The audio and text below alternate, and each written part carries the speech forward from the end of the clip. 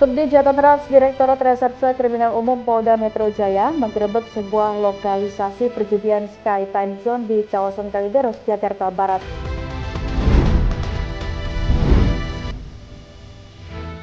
Tim TKP 308 Polres Lampung Timur berhasil menangkap seorang buronan kasus pencurian.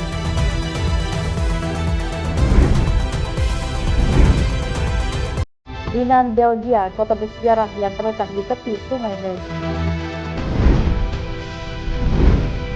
Halo, selamat pagi pemirsa setia Berita Nasional TV. Senang sekali Berita Nasional Pagi kembali hadir menyapa Anda.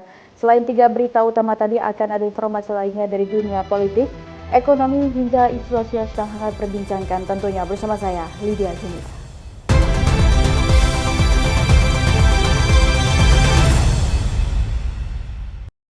Kita ke informasi utama, pemirsa. Kali ini Subdit Jatantras Direktorat Reserse Kriminal Umum Polda Metro Jaya menggerebek sebuah lokalisasi perjudian Sky Time Zone di kawasan Kalideres, Jakarta Barat. Berbagai jenis tindak perjudian dilakukan di tempat tersebut dengan omset keuntungan 1,2 miliar rupiah per bulannya. Tim Opsnal dari Unit 1 Subdit Jatantras Direktorat Reserse Kriminal Umum Polda Metro Jaya langsung ke sebuah lokasi yang diduga menjadi arena berbagai jenis perjudian Sky Time Zone di Jalan Taman Surya Boulevard, Pegadungan, Kalideres, Jakarta Barat. Satu persatu sudut ruangan digeledah petugas dan hasilnya 34 orang tertangkap tangan tengah melakukan tindak pidana perjudian dengan berbagai jenis permainan seperti Mickey Mouse atau Royal Game, roulette, bola angin, naga putar, tembak burung, dan tembak ikan.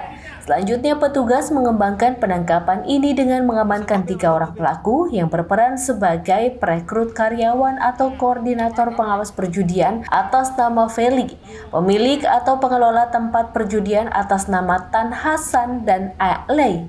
Opsnal Subdit Umum Jatantras berhasil melakukan penangkapan terhadap 69 orang pelaku perjudian dengan modus time zone.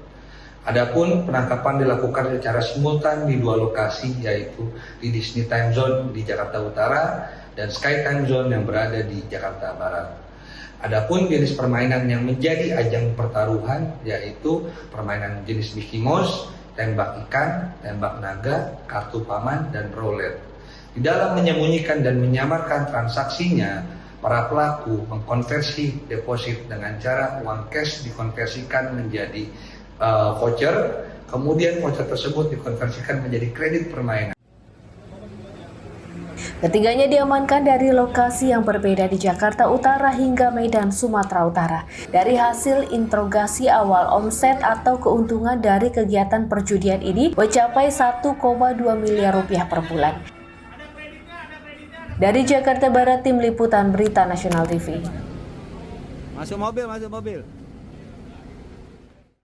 Diduga akibat pembangunan lapak limbah, 2 kelompok pemuda di Kampung Cirarap, Legok, Kabupaten Tangerang nyaris terlibat kericuhan. Beruntung aksi tersebut dapat dicegah tokoh pemuda dan aparat setempat sehingga bentrok dapat dihindarkan. Oh, diam! Mana teman lo tuh? Beginilah rekaman video saat seorang pemuda menenteng senjata tajam mengancam beberapa warga yang memperlihatkan izin membangun lapak limbah di Kampung Cirarap, Legok, Kabupaten Tangerang. Sontak rekaman video tersebut memancing emosi warga sekitar. Beberapa pemuda sekitar di pengurus RT mendatangi lokasi tersebut. Adu mulut kembali terjadi hingga nyaris berujung kericuhan. Beruntung sejumlah tokoh masyarakat dan aparat berhasil meredam emosi kedua kelompok pemuda tersebut. Anak-anak ini bentukannya untuk apa? Untuk lapak kan setelah kita abang juga dengar untuk lapak nyambung itu untuk lapak untuk lapak kayak tanya ini atas perizinan siapa, emang yang menjawab itu emang ya mungkin ABG atau gimana agak ngocol bang. Jadi dulu tadi kita udah ke sulut emosi tapi kita udah clear lah di situ, saya suruh dia pergi dulu dah, minta bang kakapnya datang untuk menjelaskan perihal pembangunan ini. Tapi tiba-tiba dia balik lagi bawa sajam panjang. Ini udah clear bang, jujur udah clear, udah adem. Tiba-tiba mereka udah bawa sajam ke sini, itu saya saksi banyak. Untuk mencegah aksi keributan kembali terjadi, sejumlah tokoh masyarakat dan aparat kepolisian setempat berjaga-jaga di lokasi dan meminta kedua kelompok pemuda membubarkan diri. Dari Tangerang, Banten, Tim Liputan Berita Nasional TV. Ya, dan pemirsa, kita ikan harga kedelai yang menembus 11.500 hingga 12.500 rupiah per kilogram berdampak pada produsen tempe di Kecamatan Curug, Kabupaten Tangerang, Banten. Selain itu, harga plastik yang tinggi membuat produsen tempe terpaksa harus memperkecil ukuran tempe dibandingkan dengan menaikkan harga jual lantaran khawatir kehilangan konsumen. Melonjaknya harga kedelai dari Rp9.000 menjadi Rp11.500 hingga Rp12.500 per kilogram membuat produsen tempe harus memutar otak agar usahanya tetap berjalan. Kenaikan harga sekitar Rp3.500 ditambah harga plastik ikut naik makin membebani produsen tempe agar usahanya tetap berputar. Seperti yang dilakukan sejumlah produsen tempe di Kecamatan Curug, Kabupaten Tangerang, Banten yang terpaksa harus memperkecil ukuran tempe. Ukuran satu batang tempe yang normalnya berisi 5 ons kacang kedelai kini dikurangi menjadi 3,5 ons hingga 4 ons kacang kedelai. Memperkecil ukuran tempe ini dilakukan untuk mencegah kerugian di tengah biaya produksi yang membengkak imbas dari melambungnya harga kedelai di pasaran. Produsen menilai memperkecil ukuran tempe ini merupakan solusi yang tepat. Pasalnya, jika menaikkan harga jual mereka, khawatir kehilangan konsumen dan juga pelanggannya. Meski biaya produksi membengkak hingga 25%, namun produsen tidak mengurangi jumlah produksinya agar bisa memenuhi permintaan pasar yang masih tinggi. Kedelai sekarang nyampe 11.500. Awalnya Pak? Awalnya dari 9.000. Berarti naiknya berapa dulu Bro? Naiknya 3.500 per kilo. Nah ini Bapak biasanya satu hari berapa kintal nih produksi tempe? Sampai 2 kintal. Kalau untuk saat ini Pak? Saat ini turun drastis sampai 80 kiloan, baru sampai 80 kiloan. Kok bisa begitu Pak? Soalnya kan konsumennya ini turun karena kan dikecilin gitu. Harga sama? Harga ada yang 7.000, ada yang 8.000. Nggak dinaikin harga nggak? Enggak. Dari masih utuh kayak waktu kacang murah. Pak, apa Pak harapannya Pak ke pemerintah Pak? Bapak sebagai pengusaha tempe kecil Pak? Pengusaha tempe kayak saya ini ya harapannya pemerintah ya harus perhatian ke pengusaha tempe ini biar istilahnya bisa kembali produksinya lancar lagi seperti semula. Produsen tempe berharap pemerintah dapat segera menstabilkan kembali harga kedelai. Pasalnya kenaikan harga kedelai dinilai sangat memberatkan mereka. Dari Tangerang, Banten, Tim Liputan Berita Nasional TV. Dampak pasar global dan perang menyebabkan tingginya harga kedelai impor dari Amerika. Untuk membantu para pengrajin tempe agar tetap produksi, pemerintah memberikan subsidi kedelai sebesar Rp2.000 per kilogramnya.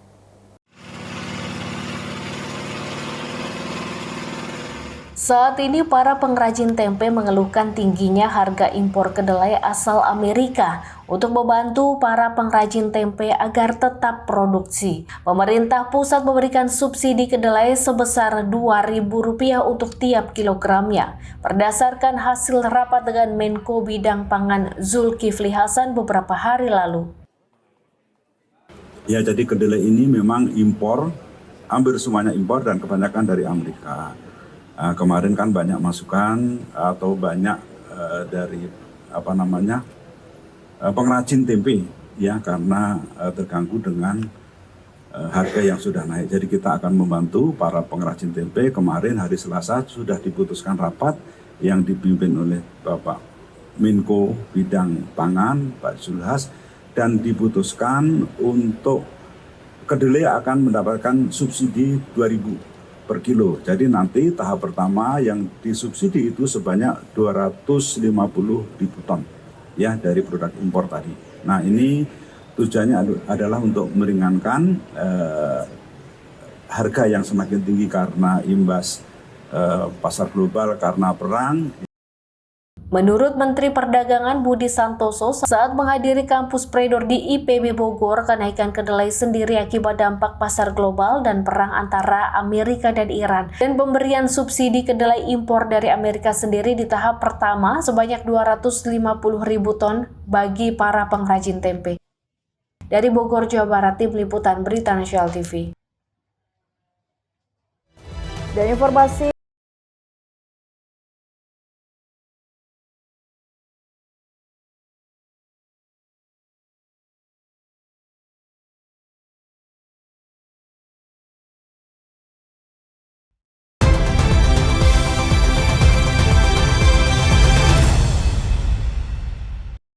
Anda kembali bersama kami di Berita Nasional Pagi. Pemirsa, tim TKP 308 Polres Lampung Timur berhasil menangkap seorang buronan kasus pencurian dengan kekerasan yang menyebabkan korbannya meninggal dunia. Begal tersebut berhasil ditangkap setelah sebelumnya kabur dan menyamar menjadi pekerja migran Indonesia di Malaysia selama 12 tahun.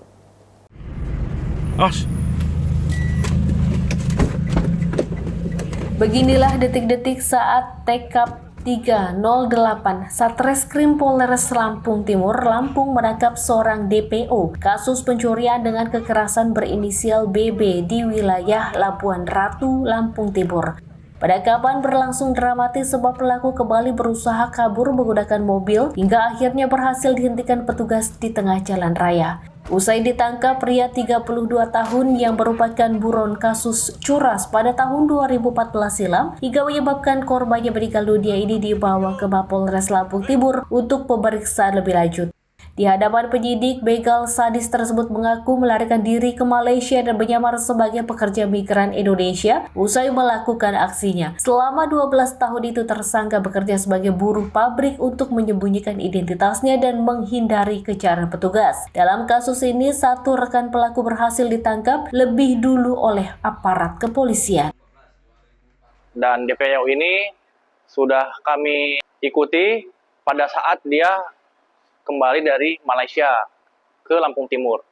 Pada saat kami melakukan pengejaran, DPO ini sempat melakukan usaha untuk kabur lagi sehingga kami mengejarnya dan tertangkap di daerah Labuan Ratu.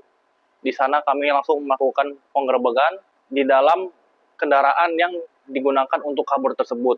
Sementara saat ini tersangka sudah kita amankan di sel Polres Lampung Timur. Untuk pelaku tersendiri ada 2 orang, untuk yang satunya lagi sudah menjalani hukuman, dan DPO ini baru kami tangkap kemarin.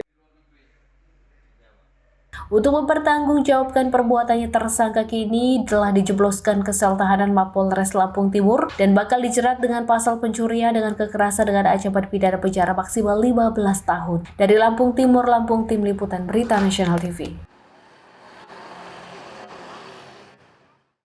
Ya, aksi pencurian sepeda motor yang dilakukan seorang karyawan terhadap majikannya berhasil diungkap Satuan Reserse Kriminal Polres Metro Bekasi Kota.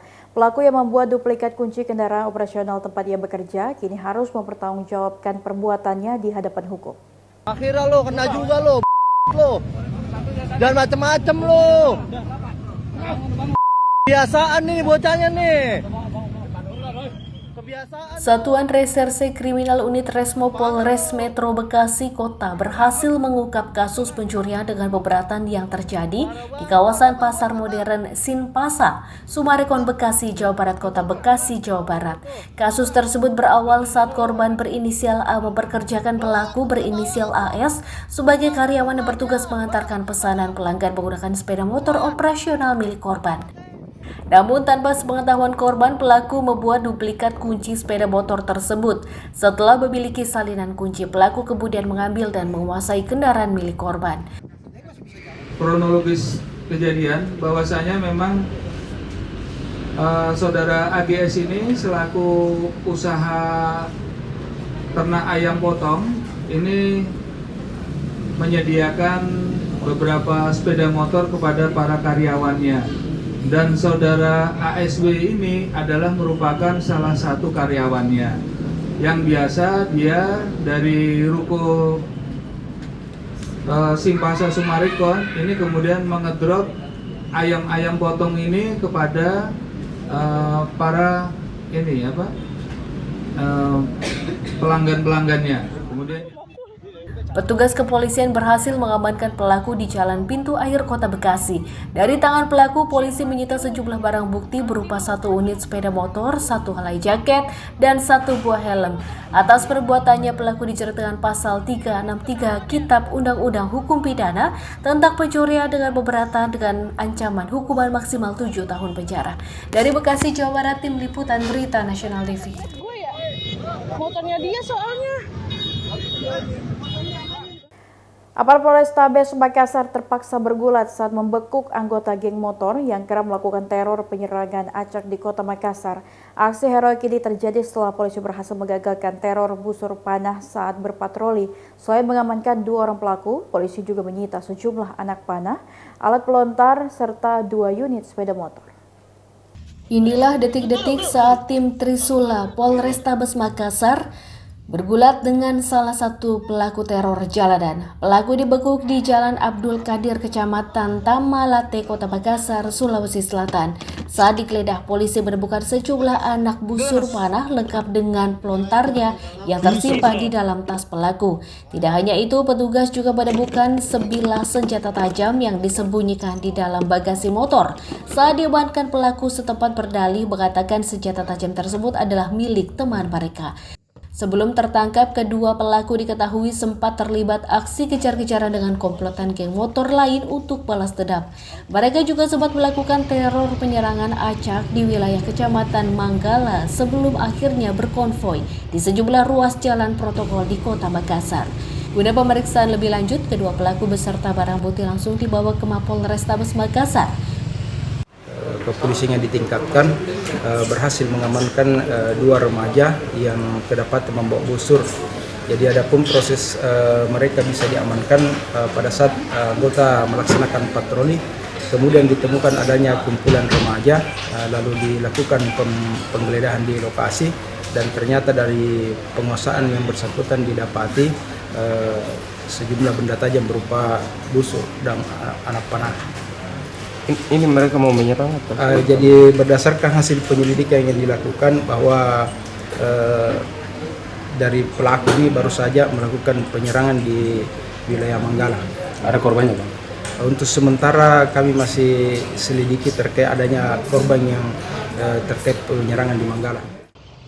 Guna mengantisipasi kejahatan seperti teror penyerangan, tawuran, dan aksi begal, saat ini polisi terus meningkatkan patroli di sejumlah titik rawan demi memberikan rasa aman kepada masyarakat. Dari Makassar, Sulawesi Selatan, Tim Liputan Berita Nasional TV. Iming-iming keuntungan fantastis dari bisnis ternak hewan kurban berujung petaka. Seorang pengusaha peternakan di Bekasi diduga menipu dan menggelapkan dana investasi ratusan juta rupiah milik sejumlah korban. Modusnya, pelaku menawarkan investasi pembelian domba dan sapi dengan janji keuntungan hingga hampir 100% dalam waktu 6 bulan. Akibatnya 7 korban mengalami kerugian total mencapai hampir 900 juta rupiah. Berapa lagi Beb? Sapi Beb? Berawal dari hubungan bisnis jual beli hewan kurban pada Idul Adha 2024, korban berinisial BSP warga Jakarta Timur mengenal terduga pelaku berinisial UIA yang mengelola usaha peternakan di kawasan Jaka Sampurna, Kota Bekasi, Jawa Barat. Melihat pelaku memiliki kandang dan usaha peternakan hewan kurban, korban pun menaruh kepercayaan pada akhir tahun 2024. Pelaku menawarkan skema investasi pembelian domba yang akan dijual kembali saat musim Idul Adha 2025. Kepada korban, pelaku menjanjikan keuntungan besar setiap ekor domba yang dibeli dengan modal Rp1.800.000 diklaim akan dijual kembali dengan harga Rp3.500.000 dengan skema tersebut. Investor dijanjikan keuntungan hingga Rp1.700.000 per ekor dalam waktu 6 bulan. Tergiur dengan janji keuntungan tersebut, korban BSP menyetorkan dana secara bertahap sejak Desember 2024 hingga Februari 2025 dengan total mencapai Rp225 juta. Namun dana investasi tersebut diduga tidak digunakan untuk membeli domba seperti yang dijanjikan. Justru uang milik korban diduga digunakan untuk menutup berbagai utang pribadi maupun utang usaha pelaku yang telah menumpuk sejak beberapa tahun sebelumnya. Agar korban tetap percaya, pelaku diduga memberikan keterangan palsu dengan menyatakan bahwa domba-domba tersebut sudah terjual kepada sebuah yayasan. Namun hewan yang menjadi objek investasi tersebut diduga tidak pernah dibelikan. Tidak hanya BSP yang menjadi korban, petugas juga menemukan sedikitnya 6 korban lain dengan modus serupa, yaitu korban NN, RMZ, RS, B, H, dan I.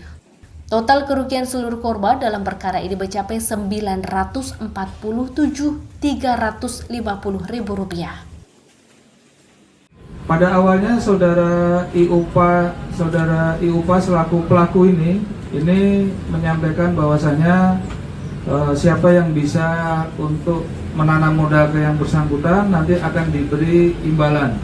Dan di sini mulailah beberapa korban datang kepadanya untuk berinvestasi, yang kemudian dalam waktu 1 tahun nanti hasilnya ini adalah sekitar 450 juta. Jadi berhasil bagi hasilnya selama setahun dan memperoleh 100% daripada nilai yang diinvestasikan.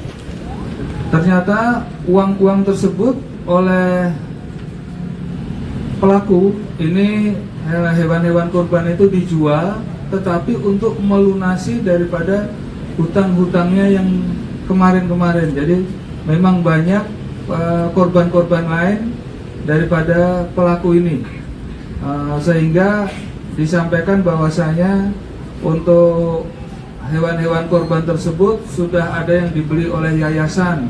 Beliau yang bersangkutan menyampaikan sudah dibeli oleh yayasan, padahal yayasan itu adalah yayasan fiktif. Karena disampaikan melalui media sosial bahwasanya sudah beberapa kali berhasil menjual, kemudian juga memperoleh keuntungan, sehingga rata-rata daripada korban ini tergiur untuk berinvestasi di sana. Petugas juga telah memeriksa para korban dan sejumlah saksi untuk mendalami aliran dana serta modus operandi yang digunakan terduga pelaku. Atas perbuatannya, pelaku dijerat dengan pasal 492 dan pasal 486 dengan ancaman hukuman maksimal 8 tahun penjara. Dari Bekasi, Jawa Barat, Tim Liputan Berita Nasional TV. Dan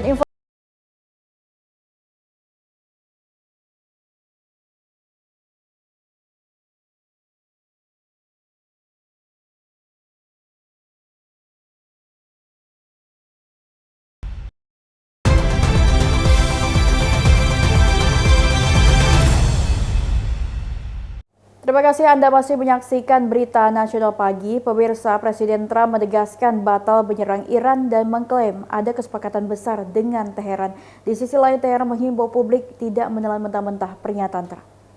Now look, I've been working with Iran for a number of months, and Presiden Amerika Serikat Donald Trump pada Kamis 11 Juni 2026 menegaskan batal menyerang Iran dan mengklaim ada kesepakatan besar dengan Teheran. Pernyataan ini disampaikan Trump melalui media sosial saat upacara pembukaan Piala Dunia 2026 di Meksiko. Kabar ini memicu respon di pasar saham dan menyebabkan harga minyak dunia anjlok seiring muncul harapan normalisasi ekspor di kawasan Teluk. Trump mengklaim poin-poin penting kesepakatan disetujui Amerika Serikat dan para sekutu regional termasuk Israel. Meski Trump melontarkan nada optimistis, Iran menunjukkan reaksi berhati-hati. Kantor berita berafiliasi dengan Iran, Fars, melaporkan tim negosiasi Teheran menyatakan belum ada teks disetujui nota kesepahaman pendahuluan dengan Amerika Serikat. Publik diimbau tidak menelan mentah-mentah pernyataan Trump. Kantor berita Tasnim melaporkan Trump sudah mengumumkan pernyataan serupa sebanyak 38 kali dalam 2 bulan terakhir. Kewaspadaan di internal Iran terasa kencang. Ketua Parlemen Iran sekaligus Kepala Negosiator Muhammad Bagher Ghalibaf memberikan peringatan kepada Washington. Peringatan militer datang dari Jenderal Ali Abdullah, Kepala Markas Besar Militer Iran. Ali mengancam akan memberikan respon jauh lebih keras jika Amerika Serikat nekat menyerang. Di sisi lain, mediator Pakistan dan Qatar mengupayakan jalur belakang guna mengakhiri konflik perang Iran versus Amerika Serikat dan Israel sejak 28 Februari 2026. Islamabad mengakui sulit bersikap optimis saat eskalasi. China sebagai pembeli minyak terbesar Iran mendesak Washington Teheran segera menahan diri. Komando Pusat Angkatan Bersenjata Amerika Serikat melancarkan serangan terhadap Iran. Teheran melaporkan serangkaian ledakan baru di bagian selatan Iran berdekatan dengan Selat Hormuz.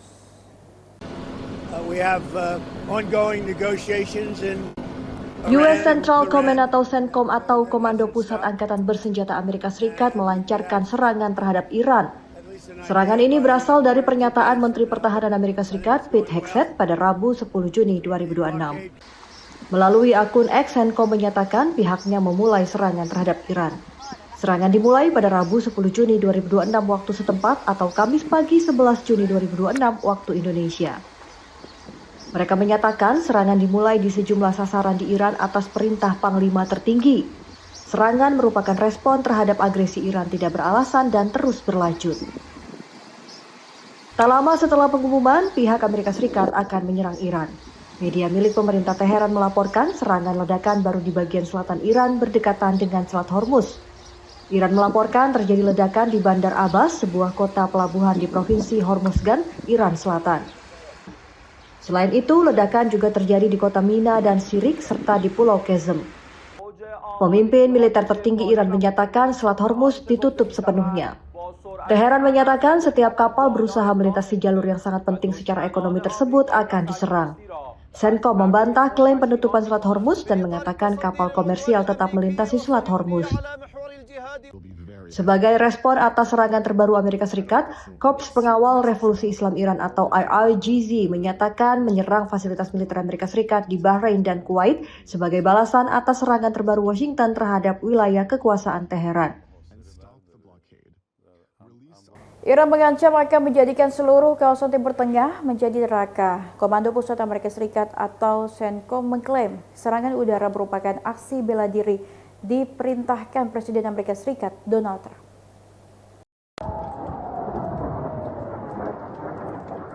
Wow.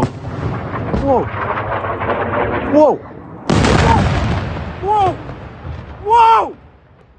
Korps Garda Revolusi Iran atau IRGZ mengancam akan menjadikan seluruh kawasan Timur Tengah menjadi neraka jika Amerika Serikat mengganggu stabilitas di Selat Hormuz. Peringatan ini muncul setelah militer Amerika Serikat meluncurkan serangan udara ke sejumlah wilayah Iran.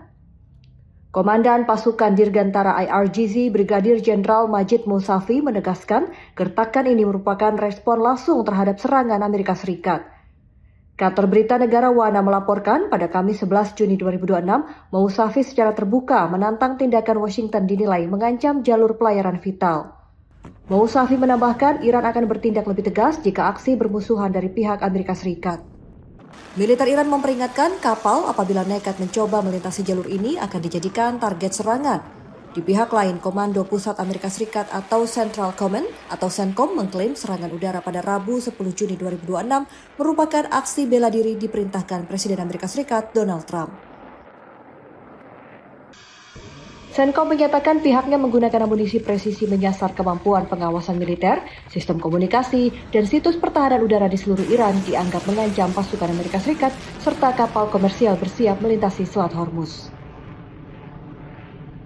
Aspek kesehatan dan keselamatan menjadi salah satu fokus utama persiapan tuan rumah Piala Dunia FIFA 2026 di Guadalajara, Meksiko. Otoritas kesehatan meningkatkan pengawasan dan kesiapsiagaan medis mengantisipasi risiko penyebaran penyakit menular saat arus kedatangan wisatawan internasional.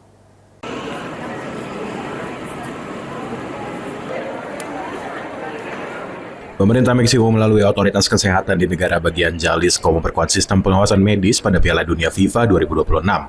Langkah ini dilakukan untuk memastikan keamanan dan kesehatan masyarakat serta para pengunjung yang datang dari berbagai negara. Sejumlah fasilitas pemantauan kesehatan dan posko medis disiapkan di titik-titik strategis. Otoritas setempat menegaskan, langkah ini merupakan bagian dari prosedur kewaspadaan dan kesiapsiagaan kesehatan publik. Bandar Udara Internasional Guadalajara menjadi salah satu titik penting pelaksanaan pengawasan kesehatan. Penumpang internasional dipantau melalui prosedur pemeriksaan ditetapkan otoritas terkait. Petugas medis dan tenaga kesehatan juga disiagakan memberikan penanganan awal apabila ditemukan kondisi memerlukan pemeriksaan yang lebih lanjut. Seluruh proses dilakukan dengan tetap menjaga kelancaran arus kedatangan penumpang. Sebagai bagian dari langkah kesiapsiagaan, Otoritas juga menyiapkan prosedur penanganan bagi kasus memerlukan pemeriksaan lanjutan. Fasilitas kesehatan rujukan beserta tenaga medis ditempatkan dalam status siaga. Rumah sakit rujukan dan sarana penunjang medis disiapkan memberikan penanganan cepat dan tepat apabila dibutuhkan. Langkah ini menjadi bagian dari upaya menjaga keamanan kesehatan selama turnamen berlangsung. Dalam menjalankan program kesehatan ini, otoritas setempat berkoordinasi dengan berbagai pemangku kepentingan, termasuk organisasi olahraga dan lembaga kesehatan internasional. Selain pengawasan medis, edukasi kesehatan kepada masyarakat dan pengunjung terus ditingkatkan. Melalui berbagai langkah ini, Guadalajara berupaya memberikan rasa aman dan nyaman bagi seluruh pengunjung Piala Dunia FIFA 2026. Kewaspadaan dan kesiapsiagaan kesehatan menjadi bagian penting dari persiapan Piala Dunia FIFA 2026. Dengan dukungan infrastruktur medis dan sistem pengawasan disiapkan, Guadalajara berupaya memastikan seluruh rangkaian turnamen bisa berlangsung dengan aman, nyaman, dan lancar bagi semua pihak. Ya, Sulawesi Utara.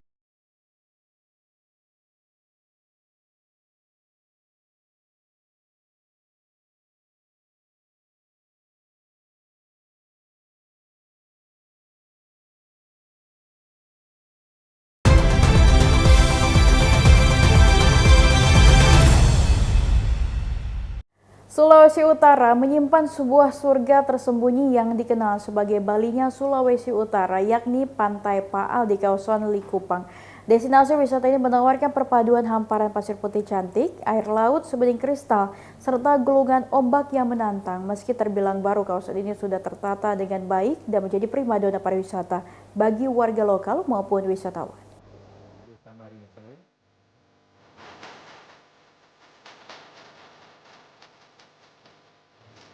Pantai Paal terletak di Desa Marinso, Kecamatan Likupang Timur, Kabupaten Minahasa Utara, Provinsi Sulawesi Utara.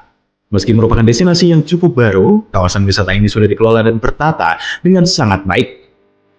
Untuk memasukinya, pengunjung hanya dikenakan tarif sekitar Rp40.000 per kendaraan.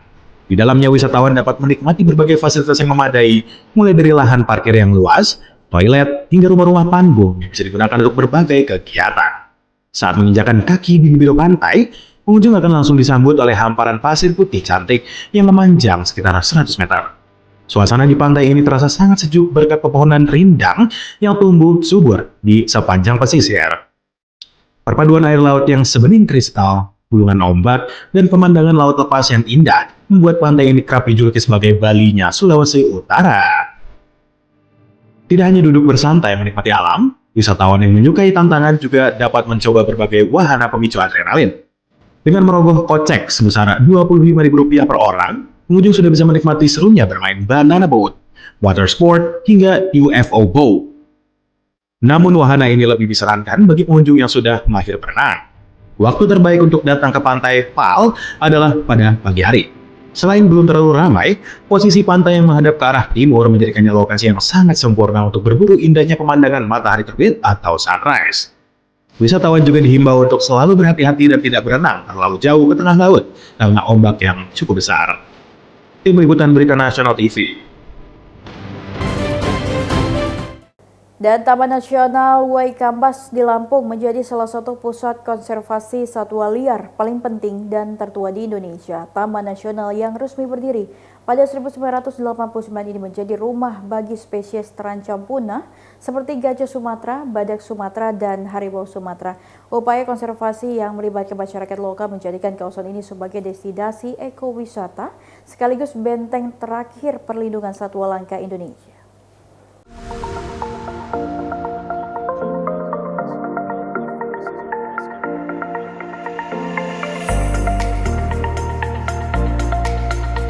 Taman Nasional Waikambas yang terletak di Provinsi Lampung merupakan salah satu taman nasional tertua di Indonesia. Diresmikan pada tahun 1989, kawasan ini sebenarnya telah dikenal sebagai habitat alami berbagai spesies sejak abad ke-16. Salah satu upaya konservasi terbesar di Waikambas adalah perlindungan gajah Sumatera yang terancam punah. Pusat konservasi gajah atau yang didirikan pada 1985 tidak hanya fokus pada penyelamatan dan rehabilitasi gajah liar, tetapi juga melatih gajah untuk membantu berbagai aktivitas manusia. Selain gajah, Waikambas menjadi rumah bagi lebih dari 50 spesies mamalia. Beberapa di antaranya adalah badak Sumatera, harimau Sumatera, dan berbagai spesies primata. Kawasan ini juga memiliki lebih dari 400 spesies burung yang menjadikannya surga bagi para pengamat burung dari berbagai negara. Waikambas juga dikenal sebagai lokasi kunci dalam upaya konservasi badak Sumatera. Dengan populasi badak Sumatera liar yang semakin sedikit, Suaka Badak Sumatera di Waikambas fokus pada program pembiakan dan perlindungan demi menjaga kelangsungan hidup spesies tersebut. Di balik kekayaan alam dan keanekaragaman hayatinya, Waikambas menghadapi berbagai ancaman, mulai dari perburuan liar, deforestasi, hingga konflik antara manusia dan satwa liar. Untuk mengatasinya, upaya konservasi terus dilakukan melalui patroli anti perburuan, serta melibatkan masyarakat lokal dalam program edukasi dan penjagaan hutan.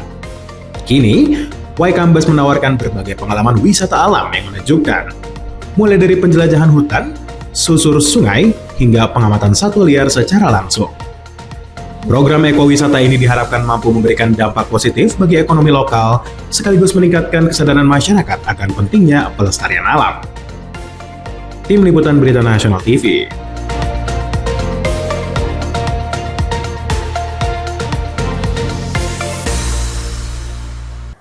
Pulau Satonda di Kabupaten Dompu, Nusa Tenggara Barat menawarkan pesona alam yang memukau sekaligus menyimpan kisah misteri. Pulau yang kini tidak berpenghuni ini memiliki danau air asin serta menjadi salah satu dari 5 titik keberadaan stromatolith di dunia. Meski sempat dijuluki pulau terlarang karena legenda lokal, Satonda tetap menjadi destinasi favorit bagi wisata dan para pecinta alam bawah laut.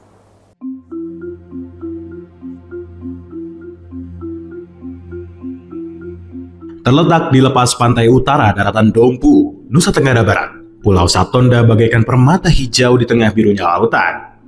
Dengan luas sekitar 2.600 hektar, pulau ini menawarkan pantai berpasir putih, air laut yang jernih, serta hutan tropis yang rimbun. Namun saat ini kondisi pulau tersebut sudah tidak berpenghuni dan beberapa fasilitas lama tampak terbengkalai. Danau ini diyakini terbentuk akibat letusan Gunung Purba dan airnya berasal dari jejak tsunami di masa lalu. Keistimewaan lainnya adalah keberadaan stromatolith, yakni struktur batuan dari lapisan mikroorganisme yang purba menghasilkan oksigen. Di balik keindahannya, Pulau Satonda menyimpan legenda yang cukup tragis. Menurut cerita rakyat, pulau ini merupakan tempat pengasingan seorang putri dari kerajaan Sanggar bernama Daininga. Untuk menghindari konflik perebutan kekuasaan, sang putri diasingkan hingga akhirnya depresi dan menenggelamkan diri di danau tersebut. Kisah inilah yang membuat Satonda sempat dijuluki sebagai pulau terlarang atau pulau terkutuk. Selain itu terdapat mitos lokal berupa tradisi menggantung batu di pohon. Pengunjung yang datang kerap menggantungkan batu dan memanjatkan doa atau permintaan tertentu. Banyak yang percaya bahwa jika permintaannya terkabul, mereka harus kembali lagi ke pulau ini untuk membawa sesajen seperti kambing atau sapi sebagai bentuk rasa syukur. Meski diliputi misteri, keindahan bawah laut Satonda tidak bisa diragukan. Perairan di sekitar pulau ini menawarkan gradasi laut biru yang sangat jernih. Terumbu karang yang terjaga dengan aneka warna koral keras dan lunak menjadi rumah bagi beragam spesies ikan. Bagi para pecinta snorkeling maupun diving, pulau ini adalah surga tersembunyi yang wajib dikunjungi. Tim Liputan Berita Nasional TV. Dan kita beralih ke informasi lainnya, pemirsa, Kepulauan Banda Neira di Kabupaten Maluku Tengah menawarkan pesona alam yang memukau sekaligus jejak sejarah yang kaya pada masa kolonial. Destinasi wisata ini menyajikan pemandangan laut yang jernih, tradisi lokal kora-kora, hingga bangunan bersejarah peninggalan Belanda yang masih berdiri kokoh. Tidak heran jika Banda Neira menjadi surga bagi para wisatawan lokal maupun mancanegara.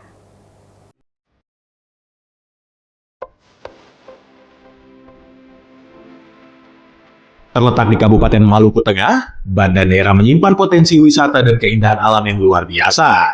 Kawasan ini dikelilingi oleh pulau-pulau bersejarah seperti Pulau Pisang dan Banda Besar dengan perairan biru sebening kristal yang menjadi rumah bagi terumbu karang dan beragam biota laut bawah air. Pengunjung juga dapat melihat langsung kemegahan gunung api yang menyimpan jejak aliran lava atau lava field yang kini menjadi daya tarik geologis tersendiri. Selain pesona bahari dan alamnya, Banda Neira sangat kental dengan tradisi dan sejarah. Di perairannya, masyarakat lokal masih melestarikan tradisi mendayung perahu kora-kora yang ikonik. Sementara itu, sebagai bekas pusat perdagangan rempah-rempah dunia, Banda Neira merupakan saksi bisu sejarah kolonialisme bangsa Eropa. Hal tersebut terbukti dari banyaknya bangunan bersejarah peninggalan Belanda yang bisa dikunjungi hingga hari ini. Beberapa di antaranya adalah gereja tua Belanda, serta bangunan pertahanan seperti Benteng Nassau dan Benteng Belgica. Dari atas Benteng Belgica yang megah, wisatawan bahkan bisa menikmati pemandangan lepas ke arah Teluk Banda dan gunung api yang sangat indah. Suasana kehidupan masyarakat lokal di desa-desa seperti Desa Tanah Rata juga menambah kesan autentik, sederhana dan ramah, dengan perpaduan keindahan alam, kekayaan bawah laut, serta nilai historis yang tinggi. Banda Neira menjadi destinasi wisata lengkap yang wajib dikunjungi saat berlibur ke Maluku Tengah. Tim Liputan Berita Nasional TV.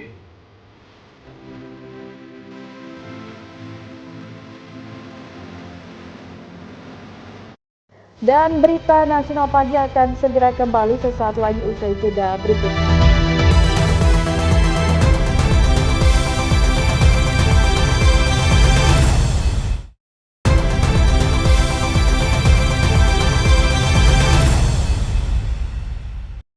Dinan, Belgia, kota bersejarah yang terletak di tepi sungai Meuse ini menjadi salah satu destinasi wisata terkenal di Belgia. Berkat gereja Notre Dame de Dinan, benteng Dinan yang berdiri di atas bukit, serta statusnya sebagai tempat kelahiran pencipta saksofon Adolphe Pesach.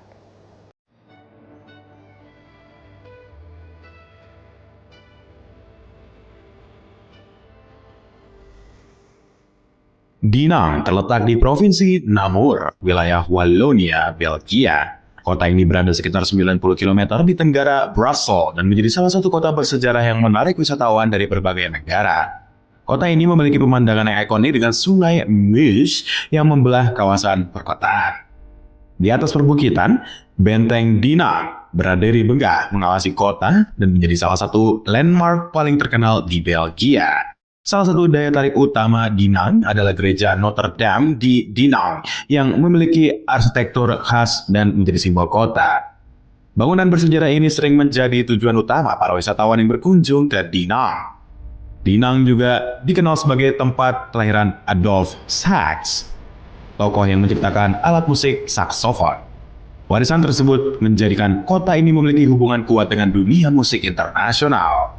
Sejarah permukiman di Dinant telah dimulai sejak zaman Neolitikum. Kawasan ini kemudian dihuni oleh masyarakat Celt dan Romawi yang turut memberikan pengaruh terhadap perkembangan kota. Dinant pertama kali tercatat dalam sejarah pada abad ke-7. Saat itu Uskup Tongeren Santo Perpete menjadi Dinant sebagai tempat tinggal dan mendirikan gereja Santo Vincentius di kawasan tersebut. Hingga kini Dinant tetap menjadi warisan sejarah dan budayanya. Kombinasi antara keindahan alam, bangunan bersejarah, dan nilai budaya menjadikan kota ini salah satu destinasi unggulan di Belgia. Tim Liputan Berita Nasional TV.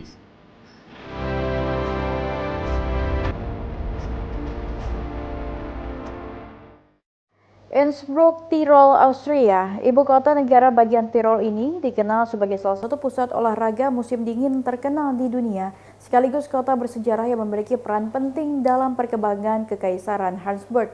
Dengan populasi lebih dari 132.000 jiwa, kota ini menjadi salah satu destinasi utama di Austria.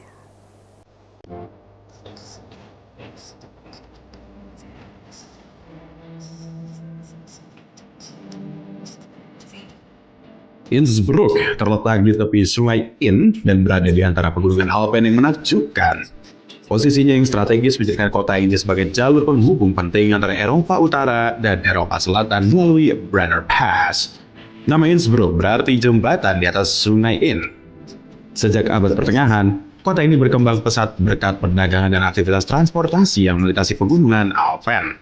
Pada tahun 1429, Innsbruck resmi menjadi ibu kota seluruh Tyrol. Kota ini mencapai masa kejayaan ketika Kaisar Maximilian pertama menjadikannya sebagai pusat politik dan budaya pada akhir abad ke-15. Berbagai bangunan bersejarah masih berdiri hingga kini, termasuk atap emas atau Golden Roof, Hofkirche, dan Kastil Ambras. Warisan arsitektur tersebut menjadi daya tarik utama bagi wisatawan dari seluruh dunia. Pada era Napoleon, Innsbruck sempat menjadi bagian dari Bavaria sebelum kembali ke kekuasaan Austria. Kota ini juga menjadi pusat perjuangan rakyat Tyrol yang dipimpin oleh Andreas Hauer melawan pasukan Perancis dan Bavaria. Selama Perang Dunia Kedua, Innsbruck mengalami serangan udara berulang kali dan menderita kerusakan besar. Meski demikian, kota ini berhasil dibangun kembali dan menjadi salah satu kota modern terpenting di Austria. Saat ini Innsbruck terkenal sebagai tuan rumah Olimpiade musim dingin 1964 dan 1976 serta berbagai ajang olahraga internasional lainnya. Didukung pemandangan alpine dan fasilitas modern, kota ini menjadi pusat wisata dan olahraga musim dingin kelas dunia. Tim Liputan Berita Nasional TV.